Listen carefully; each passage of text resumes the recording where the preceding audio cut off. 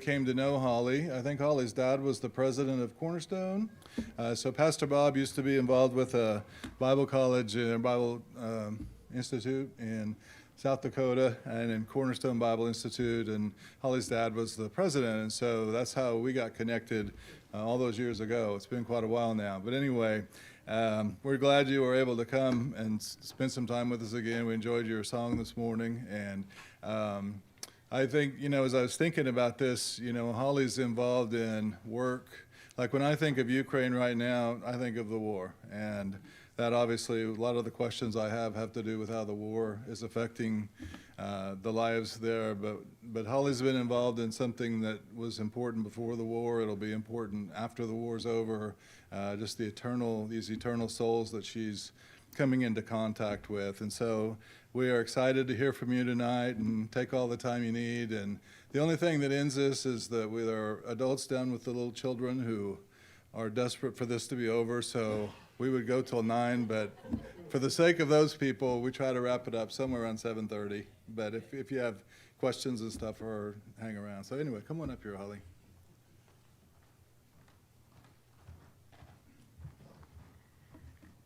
All right, well, thank you for the opportunity to come and share with you, and for your faithful prayers and support. I hear from several of you periodically, and it's always encouraging. I've been in Ukraine now for 15 years, served with ABWE, which is the Association of Baptists for World Evangelism, and just want to share with you a little bit tonight about what life is like there, but also how God is at work. Usually people ask me, that's one of the first questions, what's it like to live there? So that's how I'm going to start. I shared a little bit with the group before the service. These are what the air alerts look like that come through on our phone. I live in Odessa, which is in the south, right on the Black Sea, and we're not close enough to the front lines to come into danger from the fighting on the front lines, but we do get missile and drone attacks. And so they have air raid sirens that go off, but if you're in buildings, you don't always hear them. So most people have an app on their phone as well. And so this is a series of alerts that have come up on my notifications. And while life does go on pretty normally, people go to work, people go to school. It's rare to have a day where there's not at least one air alert. And it doesn't always mean that we go to shelter. Sometimes there's an alert just because there's a plane that has gotten up in the air that could potentially shoot something off.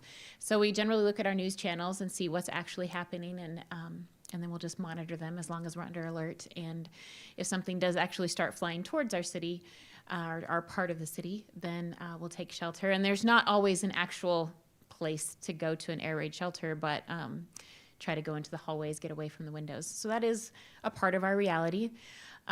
Unfortunately, sometimes the missiles and drones hit targets near us. We're thankful for our air defense.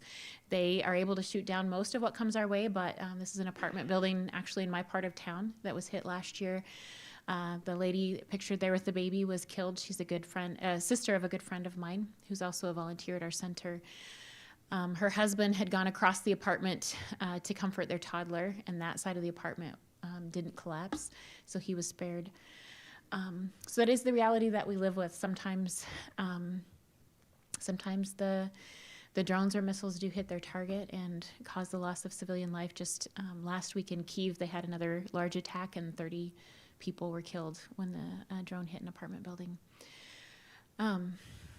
In addition to the effects that we see around our city, we've also had impact on the electric grid. Thankfully, for the last 9 or 10 months, it's been pretty stable, but last winter and summer, we had rolling blackouts a lot of the times. This is one of our church Bible studies by flashlight. And then as I look at this picture, I'm also reminded every time we gather together, we're praying for those that we know who are fighting in the war. Everyone has a friend or family member who's fighting. We have a long list of soldiers that we pray for, and some that are missing in action as well. And then there's the loss of life that we deal with. Pictured here is the nephew of a good friend of mine who was killed last year. He had finished seminary, was very active in his church when he was called into the military, and last year he gave his life for his country. The flags pictured there are a memorial in the capital city. Every flag stands for a fallen soldier, and that's maybe a quarter of the memorial. It just goes on and on. So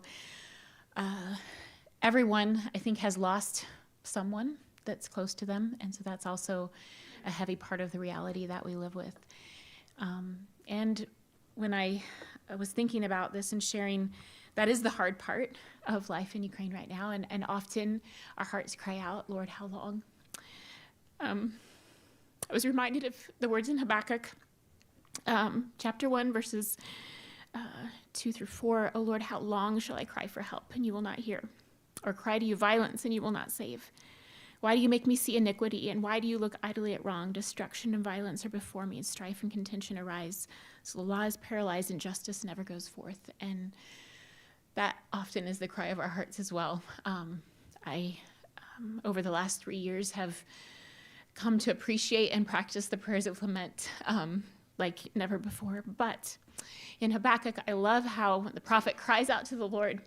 And then in verse 5, God answers him. And he says, look among the nations and watch and be utterly astounded, for I will work a work in your days which you would not believe, though it were told you. And that's also the part of the story that I want to share with you, that God is doing some amazing things in Ukraine in the midst of the hardship. And there is reason to rejoice as well in what God's doing.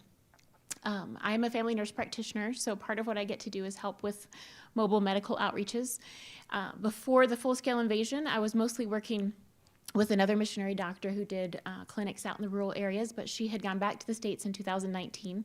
So we were adjusting how we were doing the ministry, but then after the full-scale invasion, the Ukrainian Christian Medical Association got much more active. With the start of the war, there was a huge volunteer movement all across the country, everyone wanting to do something to help. And that was true of the medical community as well. And the Christian Medical Association had done conferences and different fellowship groups, and once or twice a year they would do some kind of medical outreach.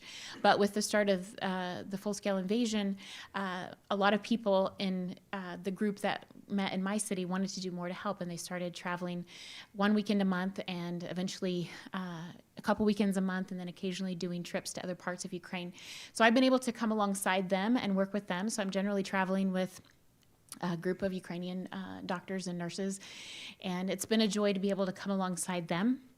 We're often in areas that have been heavily impacted by the war.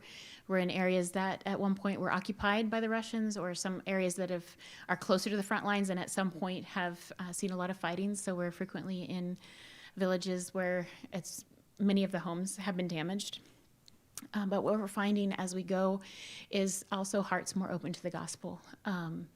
People, when we did clinics before, and I would talk with people about spiritual things, especially the elderly, they would tell me, well, we were raised under communism. We were told there's no God. I don't know.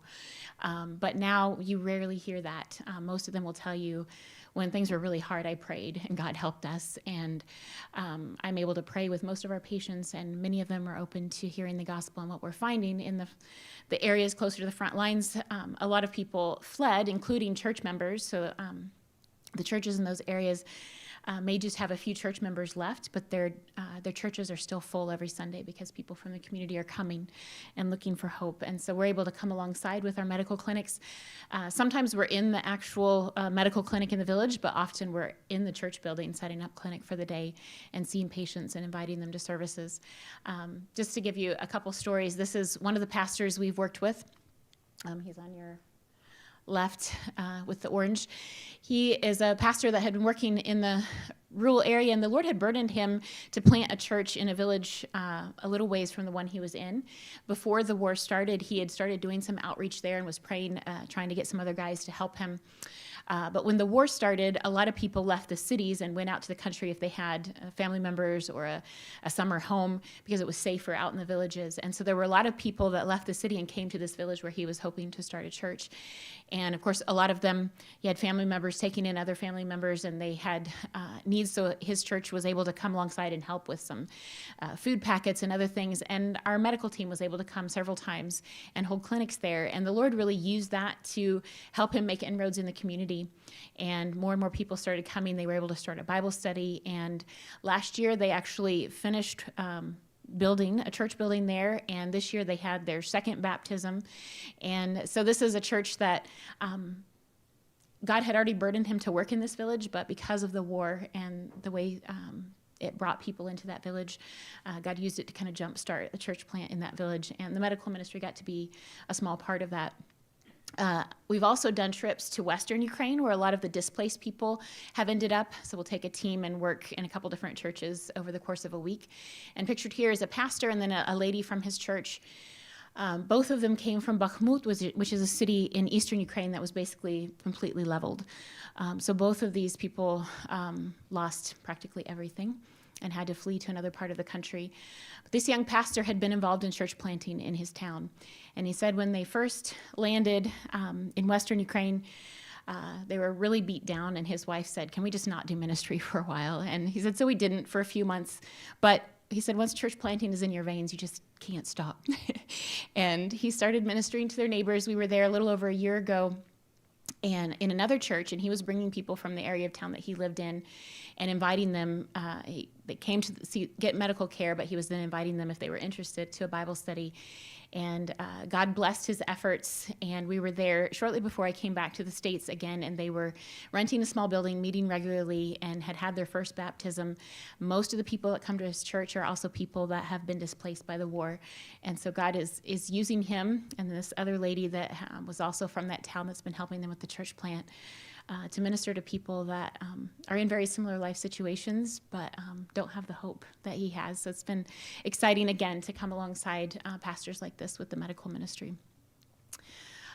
In addition to medical ministry, probably the biggest part of my ministry is our pro-life ministry. I've been involved with a Ukrainian registered nonprofit called Choose Life, and we have a center where we help women with facing crisis pregnancies.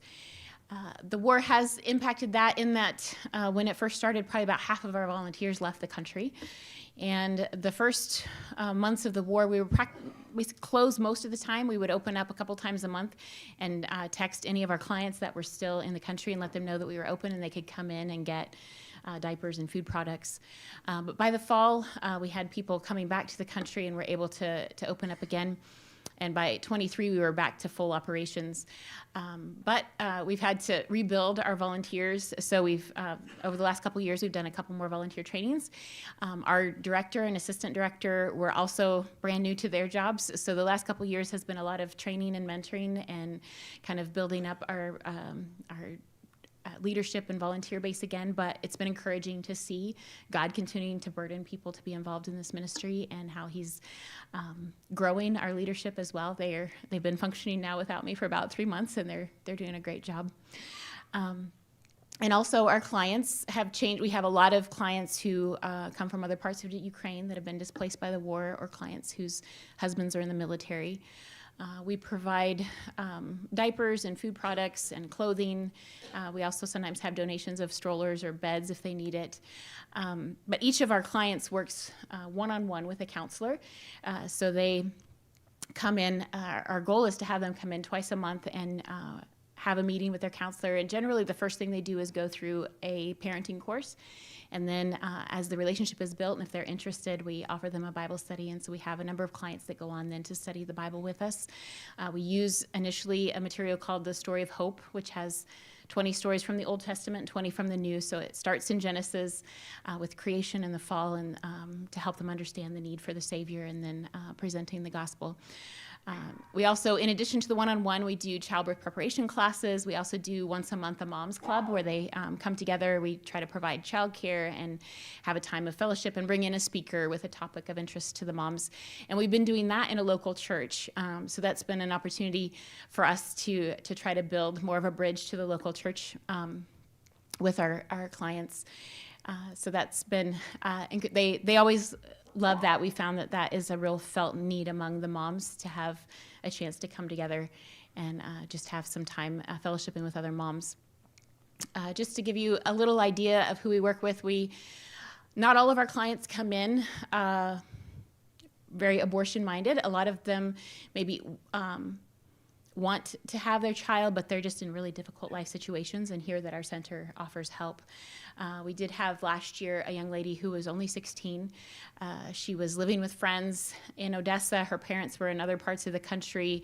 They were divorced and each had their own partners and weren't real interested in her life, but everyone was pressuring her to have an abortion, but she didn't want to. And her doctor actually is the one who recommended that she come to our center, and we've been able to help her. Her situation is still very difficult, but she's developed a good relationship with her counselor and is now studying the Bible with her counselor. We also had just a couple weeks ago, one of our former clients who had already graduated from our program. I think her son is now probably 6 years old. We usually work with them till they're for a couple years after, up to 3 years after delivery. But her counselor had kept in contact with her as well, and she had also studied the Bible with her counselor and started attending church. And just a couple weeks ago, she was baptized into a local church. And so not every story turns out that way, but we always rejoice on the ones that continue to make a decision to follow Christ and continue through with that. And we've seen in several cases where it doesn't always happen right away, but as we continue to maintain contact with them even after they graduate from our program, we've seen a number of them come to salvation. Another interesting thing that has come about because of the war, our ministry has become more well accepted within the community because of so many displaced people. Even the government is always looking for different organizations that help people, so they've been willing to advertise our center and some of like the Red Cross centers and other places as another place where people who have been displaced, if they fit our criteria, can get help. But it's also before the war, there was already a population crisis in Ukraine, and it's only made it worse. Our death rate is one of the highest in the world, and our birth rate is one of the lowest. And of course, we also have a lot of people that fled the country. So our population overall has been declining. But in order for a country to have a population that will continue growing and reproducing itself, you have to have at least a 2.1% birth rate. And currently, the birth rate in Ukraine is 0.7. And so it's to the point where journalists and politicians are starting to talk about it. Every now and then there's articles in the news, and there's some politicians that have started talking about needing to do something. And so this has also opened up opportunities for us. There's a local Christian politician that organized a meeting for it's been a little over a year, about a year and a half ago, invited all of the OBGYNs in the Odessa region to come to this meeting, and brought in a speaker to talk about the population crisis and about the need to decrease the number of abortions. We were also invited to that meeting, and we had the opportunity to share with them what our center does, because that was one of the questions. Like we see that we need to have more babies, but what do we do when we have a lady who comes to us who's been displaced by the war and her husband doesn't have work and they already have 3 kids? And so we were able to share with them the services that our center offers. And while not all of them, unfortunately, abortion is a money-making thing, so not all of the doctors really seem to care much, but there always are some that do. And so since that meeting, we've had a couple different doctors who have referred clients to us. And that same politician has also been working on getting a counseling room opened up in the main regional OBGYN clinic that's connected to the regional hospital. And that's where the regional hospital is where the procedural abortions would be performed. And it's also that at that hospital clinic is where they would have the ongoing education opportunities for the OBGYNs. So his goal was for us to have a counseling room there where women who were considering abortions would have to come talk to us. He's gotten approval for the room. They've actually started remodeling it. They're still working through with the hospital clinic administration for what that's going to look like. I'll be very surprised if they actually send every client to us or patient who is considering abortion, but even just having a presence in that clinic would be huge in getting us more access to those who are considering abortion. So that is a prayer request that we know that it's kind of like going right into the center of the devil's work.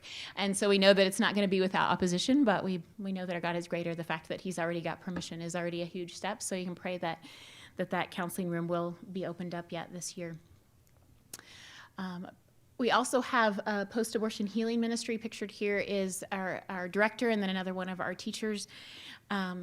We started doing that before we even opened the center, doing Bible studies in small groups for women who've had abortions in their past. We used a material called Forgiven and Set Free. And we found that most of the women who wanted to volunteer at our center had abortions in their past. And A lot of women in the churches may have been saved for many years, but that question still really bothered them. And so we've had over 150 women go through our small groups, and it's been amazing to see the transformation in them as they come to grasp God's forgiveness. It has a chapter on the character of God, and they talk about the anger or the depression or the grief that can go along with it, but also a chapter called Forgiven and Set Free, where they just look at Christ's work on the cross and its sufficiency for anything that we have in our past. And it's amazing to see the transformation in those women when they first come into the first group and then when they leave after the last group, with that assurance of God's forgiveness for them. We also have a team that talks to youth about biblical sexual ethics. It's another way the ministry was impacted by the war. We had a team before the war started, and all of my teachers left the country except for one who was drafted into the Army. And so we started from scratch again in 2023.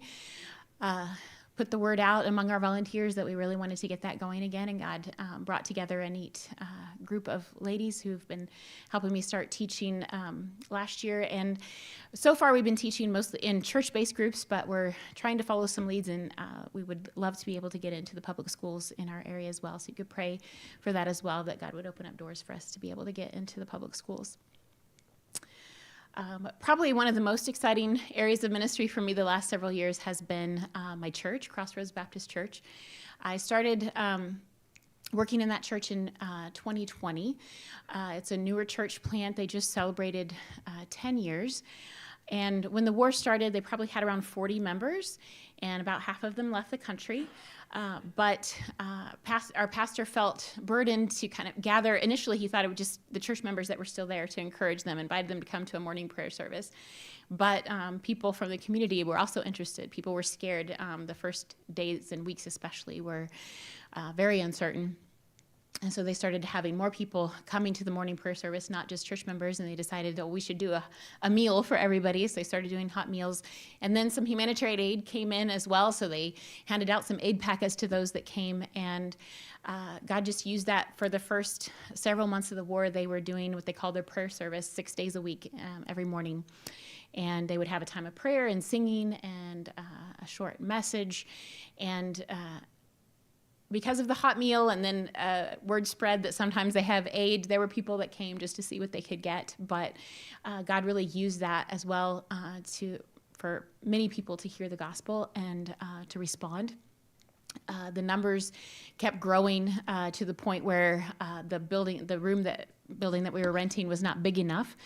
And so they were looking for a larger place to rent. And in the process of looking, they realized that there was an ideal place to rent still on our side of the city, but on the other side of town where a lot of new apartment buildings had gone up. An area that my pastor had kind of been praying about, maybe eventually doing another church plant. And so he said initially they were thinking they couldn't find anything right in the area where they were planting the church, and thought, should we move? We were finally getting neighbors to come to the church. And the Lord just burdened their hearts in faith to rent both places and to start doing outreach on the other side of the city as well.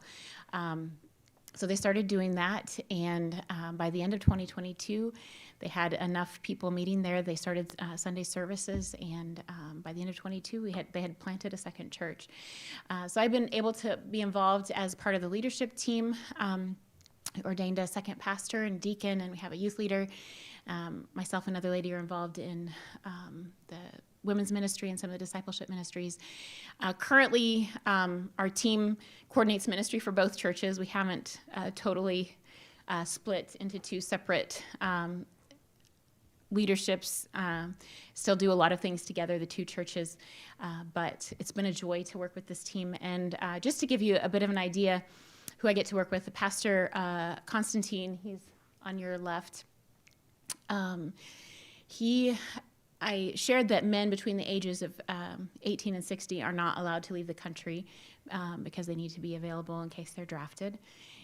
But he has an exemption because his oldest son has some developmental problems, and so that gives him an exemption from the Army, and he was able to leave the country. He had some friends after a little over a year of very intense ministry after the war started, had some friends that had invited him They had immigrated years before the war to Spain and told him if he could get to Spain, they would help him, that he needed a break, which he really did need a break.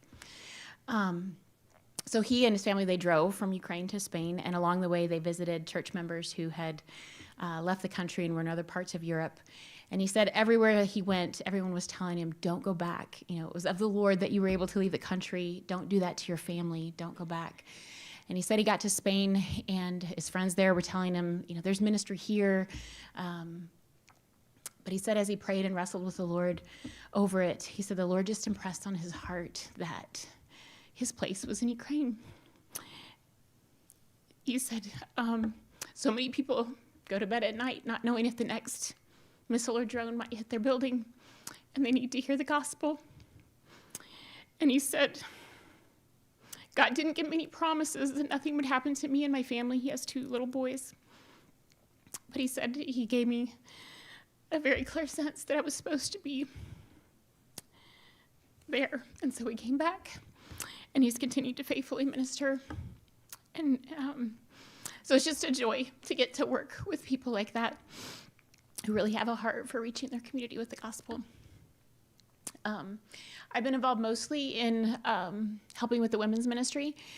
We do a ladies' Bible study twice a month. And initially we'd do it at just one of our locations and have the ladies come from one location or the other. But we had so many coming that we decided we needed to split up. So now we're doing it at both locations. And that's also been an opportunity to get more ladies involved in teaching and leading, which has been a joy to see some of our ladies step up and do that and do a great job with it. I'm also involved in music ministry for our regular services, but also we continue to do the prayer services. We haven't been doing them, we're not doing them 6 days a week anymore, but we do 1 day a week in each location. So we have a morning service and have a time of prayer for Ukraine and singing an evangelistic message. So I've been involved in helping with that and some of our small group outreaches. And here's a picture of some ladies that I did baptism preparation with. Those ladies were recently baptized. I finished their prep before I left for the States, and they recently had the baptism. One of the really exciting things for me, because we've had so many people come into our church over the last 3 years, over half of our membership now has been saved within the last 2 or 3 years. So it's really exciting, but there's a huge need for discipleship. And so when I got back at the beginning of 23, I started meeting with these ladies. It's our 2 pastors' wives, the deacon's wife, and then another lady who's been in the church for a while. And we went through a book on small group discipleship together. And then at the beginning of 2024, each of them started working with a small group of ladies. And so it's been a joy to work with them and to see them grow in their understanding of what it means to disciple others, and then to see them get excited about what God's doing in the lives of the ladies that are in their groups. I also have a group that I have been leading. I call them my grandmas. They're all older ladies that have been saved within the last 3 years. And it's just been neat to see the questions they ask and their excitement over what God has done in their lives. I'll just tell you about one of them, Svetlana.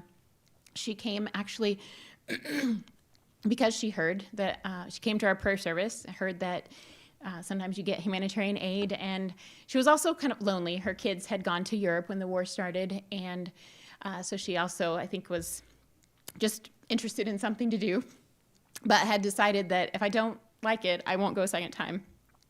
She had been a teacher all her life, and of course had grown up under communism, member of the Communist Party.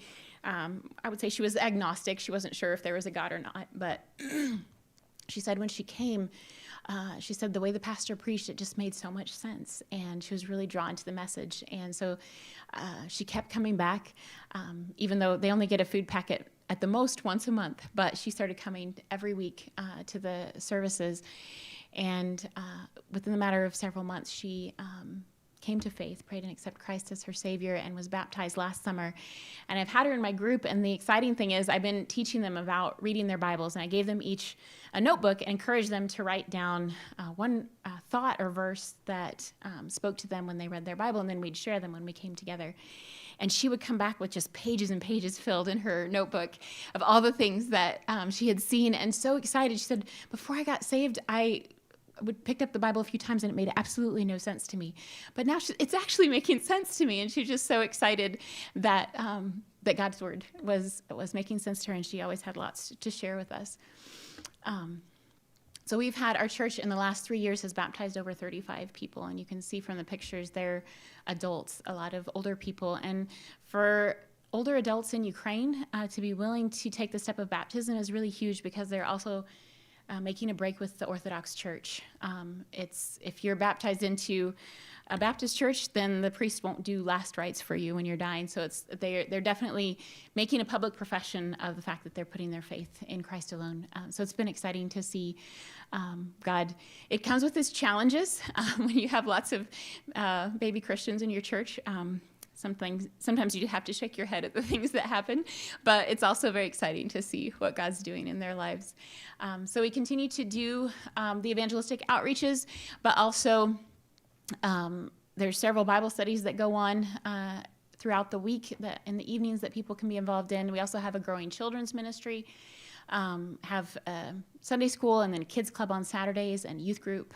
We have the young man on our ministry team that leads up the youth ministry, and we've had a couple of our young teens that have accepted Christ as their Savior this last year, and all the people that have worked with the kids will tell you that they caused lots of trouble coming up through the kids program, and they still can cause trouble sometimes, but it's neat to see God working in their lives. And our church just did a short kind of like VBS, and those teenagers were helping throughout the whole thing with the younger kids, and it's just exciting to see what God's doing in their lives as well.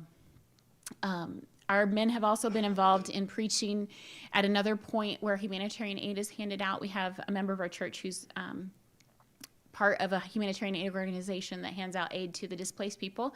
And so he's been able to invite our men to go and preach each time they hand out aid, and then they invite people to come back the next day if they're interested for what they call a Bible hour, where they do more teaching. And there's a good group that has started coming to that, and their desire would be to see another church plant born out of that group as well. There's lots of stories I could tell you, but I thought I'd tell you just about one other couple that is really special to me that has been saved in the last couple years. Their daughter, I actually was her counselor at our women's center a number of years ago. She was pregnant, and her boyfriend was killed in a tragic accident. And she had some believing friends that were ministering to her and had also told her about our center. So she came to our center to get help. And between what she heard at our center and her believing friends that were also ministering to her before her baby was born, she had accepted Christ as her Savior, was baptized the year after her baby was born, eventually married a young man that was in our church. And she and her family, when the war started, left for Europe. And she's the only daughter of this couple. And when the war first started, our mission had us leave the country, but we were able to make some trips back in May of 22 to bring some supplies and encourage the church. And on one of those trips, I ran into her mom. And as I'd had the opportunity to work with her for several years, after she got saved, we went through discipleship material with her, and we were always praying for her parents' salvation. And when I met her mom on the street that day, I invited her to church, and she said she'd been thinking about going. She was very shook up and scared about the situation in Ukraine. And I found out, I was only there for a few days, but I found out later that she did start attending, and by the end of 2022, she had accepted Christ and was baptized the beginning of 23, and I was able to be back in Ukraine by the time she was baptized. And I remember hugging her that day, and I was so excited. I told her, I've prayed for you for years, and she said, well, keep praying for my husband, because it's going to take a miracle for him to get saved. And he struggled with alcohol his whole life, but he was at her baptism, and he continued to come periodically to different church events. And probably about 6 months after she was baptized, he came to one of the evening Bible studies, and before it even started, he walked up to the pastor and said, I need to be saved. So it's just been a joy to see God work in both of their lives, to see them grow and change. She has always been known, and she'll tell you, for having a loud mouth and telling everybody what she thought about everything. But now she says, now God's using my loud mouth, and she tells everybody about Jesus when she's on public transportation or when she's in the market buying vegetables. She's always telling people about what God did for her and inviting them to our church. So this is a special story to me because they're people that I'd prayed for years, but God used the situation of the war to bring them into our church and to bring them to salvation. So I'm not there alone. We do have a missionary team with our mission. There's one other family in my city. They're actually in the process of moving to a different organization because of some different issues with how they got their support, but they're still going to be in my city, and they're still great friends. And then we have 2 families and another single lady up in Kyiv, the capital. So very thankful for this team. We're all involved in different ministries, but they're a great source of encouragement and support, as well as we all minister in different areas in Ukraine during this time. I'll give you a chance to ask questions, but I just want to kind of conclude with a little bit of some ways you can pray. I have shared in my letters that our church is looking for a place to buy from where they've been renting all of this time. And the Lord has provided funds, and we thought we had a place, and then when they were starting to work on the paperwork, realized that there were some issues that could cause problems in the future, and so they backed out of that deal. But this last week, they found another location that seems like it would be an ideal location. It's an apartment on the bottom floor of a new apartment building that's gone up, so it's bare walls. So it's a really good price. It's in a great location, and we would get to do the remodel like we want to do it. So you can pray for that. They're working on negotiating with the owner and trying to make sure all the paperwork is in order for that, so that the Lord would make it clear if that's what he has for our church. And in addition to what I've already shared, connected with the other ministries, I'm also starting this fall into a Master's of Biblical Counseling program through the Kyiv Seminary. So I'd ask your prayers for that as I juggle studying and continue to do ministry. My goal in that is I find myself, of course, we have the Pregnancy Care Center where I'm involved in counseling women, but also in the church, and I've just more and more found myself wanting more tools and more training in that area. So I would appreciate your prayers as I pursue that. And then also, of course, just for God to bring peace to Ukraine.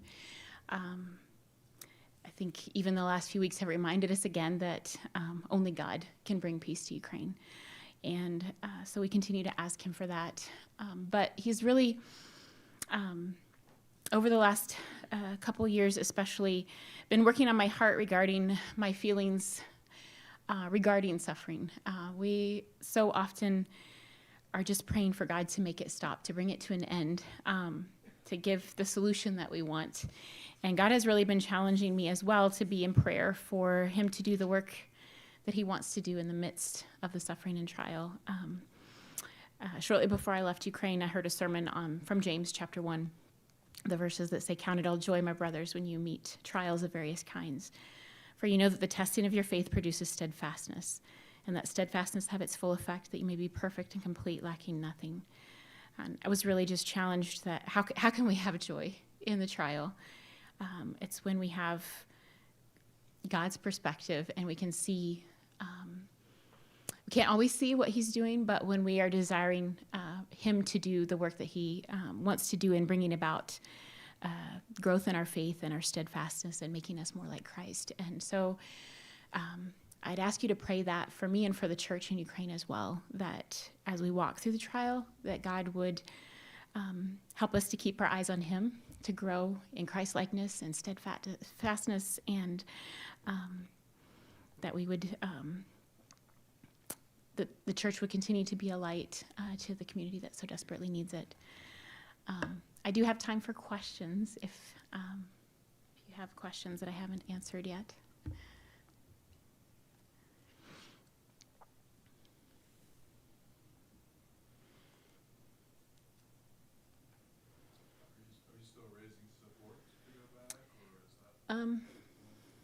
At this point, I have all the support that I need to go back. There's always needs within the various ministries that I'm involved in, but the main goal of this trip was just to connect with people that are already supporting the ministry.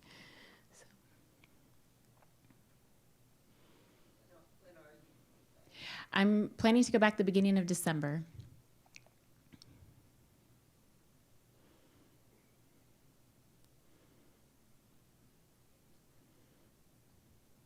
Oh, you said that there's some funny stories that these people that ask you that are new Christians. Can you share one of them with us? Well, yeah, we definitely, probably the main thing is they haven't been in church all of their life and they don't have all the inhibitions that we have. There's times where the pastor says something and somebody from the congregation is like, what do you mean? I don't understand that. Or just comments from the auditorium that we're not used to hearing in our churches. But yeah, just there have been, of course, also interpersonal issues when you have people that haven't walked with the Lord very long and they offend each other and get offended. And we've had to deal with some of that as well. But yeah. You mentioned the older folks tend to be agnostic, kind of from the Soviet Union era. Younger generation, same or is there a difference? Yeah. Was forgetting to repeat the questions. He was asking, the older generation tended to be more agnostic because of the Soviet Union. What about the young people? I would say a lot of the young people have tended to be more just materialistic and not real interested in spiritual things.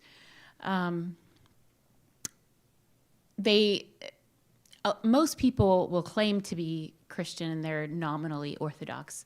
Most of them have been baptized. Even the ones that claim to be more agnostic, they still were baptized into the Orthodox Church and they kind of hold that as a just in case. So culturally, most people will tell you I'm a Christian and I'm baptized into the church. And even a lot of the young people will still, when they get baptized, they get a cross that they wear, and a lot of them will still wear that. But it has no impact on their actual life and decisions. They will go, some of them, probably more the older people will go to the church to pray when things get hard.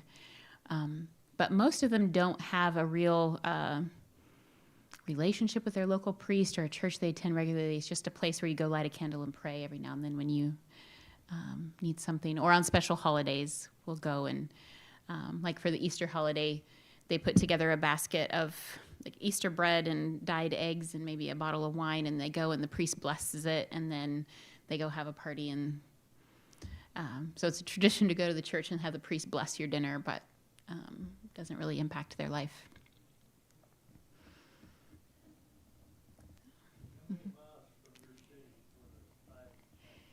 He's asking how many miles from my city is the fighting.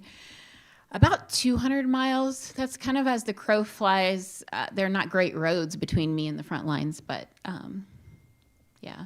The whole country of Ukraine is about the size of Texas. So some of the things you see on the news where there's cities completely flattened, that's most eastern Ukraine. And then if you go to far western Ukraine, you would hardly know that there's war going on in the country. I'm kind of in the middle. That was kind of actually my question, but also I guess I do have a follow-up on that. What would you say is the general perspective of the populace as far as, do they have hope that this will soon end, or do they just kind of decide that like this is going on forever? Or what's kind of your attitude? Yeah, he was asking the general feel of people regarding the war. I would say they're very weary and not very optimistic at this point. When I first went back towards the end of 22, they were able to actually gain back quite a bit of territory and push the Russian army back across the Dnieper River. And so people were much more optimistic in the beginning of 23 that we'll make another push this summer and maybe we can actually win this. But that hasn't been the way. It's just been a lot of really deadly battles over small portions of land. And so I would say they don't want to give up. They don't like they still are very determined to fight for their freedom, but and I've been asked as well, like, would they be willing to just give up the land that Putin wants in order to have peace? I think that it would be very painful for them to do that, but if they really thought it would bring long-term lasting peace, they might be willing to do that. The problem is they don't trust Putin and they don't believe that it would, they would give in to him, and then in another year he'd come back for more. So yeah, there is a sense of when they start talking about it, the conversations get more and more depressing. And I know even when I visit with our volunteers and we pray about it, we generally come to the conclusion that we just need to pray for a miracle because only God can fix this. So. And with the super low birth, does that mean Ukraine has one of the highest abortion rates? The war, there's just not. There are multiple factors. It does have a high abortion rate. Their statistics aren't super accurate because we know that the majority of the abortions are what they call medical abortions, where they take a pill to cause it, and most of those don't end up in the statistics. So I think it is a combination of abortions, but also just people not wanting to have children. So it's some of both. What's your opinion about, do you have an idea of what the percentage is of people who left the country? Before the war, we had a population of about 45 million. And I think last I looked, we were in the lower 30s. So it's definitely made an impact on the population. And then a lot of that population has also been displaced within the country. There's been a lot of moving around, so. Is there an idea that if the war is settled, the people will come back? Or will they establish? Yeah, he was asking if they think people will come back after the war ends. I think early on there was a lot more hope that would happen, but the longer it goes on, the more established people get, the less hope there is that people will come back. There probably will be some return, but I would think the longer it goes on, the less likely that's going to be.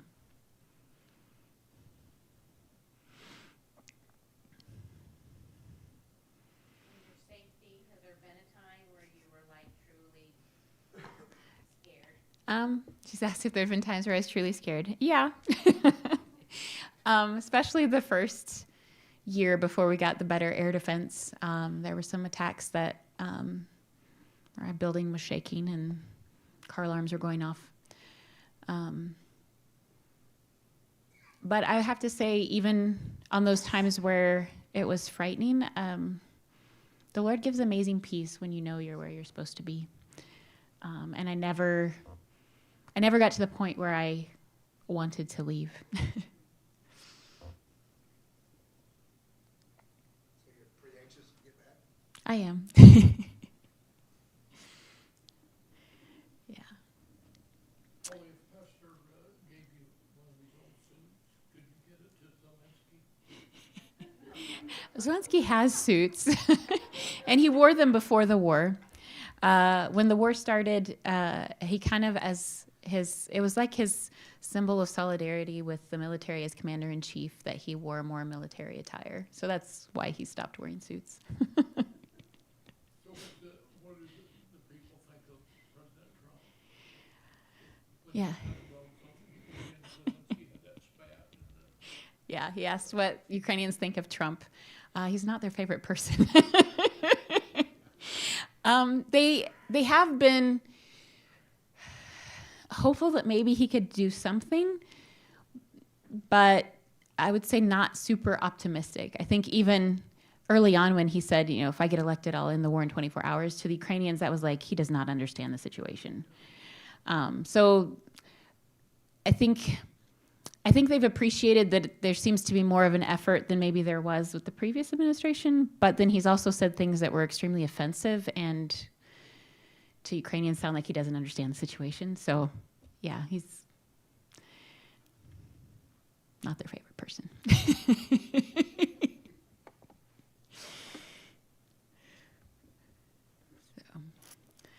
Well, on that note, I do have a sign-up sheet. If you don't get my updates and would like to, you can leave me your email, and there's a QR code if you want to get on my Facebook page, or just find me on Facebook. If you do find my Facebook page, there's a question, what church are you from, or how do you know me? Please answer, because I don't always remember people's names, and if I can't figure out who it is, I don't add you to the group. So, thank you.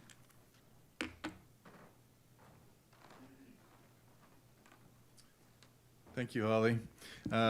As is our custom, there's an offering plate in the back. We will always collect the love offering when visitors come. And if you came tonight and you didn't bring your checkbook and want to give, that can happen next Sunday too, and Cindy will make sure it gets to the right place, because she always does. Anyway, but anyway, there's a plate in the back. But thank you again for that. And again, there's some stuff there at the back if you guys want to look at it on your way out. And she'll be around for a little bit if you have a few more questions you want to ask, and we'll keep you in our prayers. So, Dr. John, would you close us in prayer tonight, please? Thanks.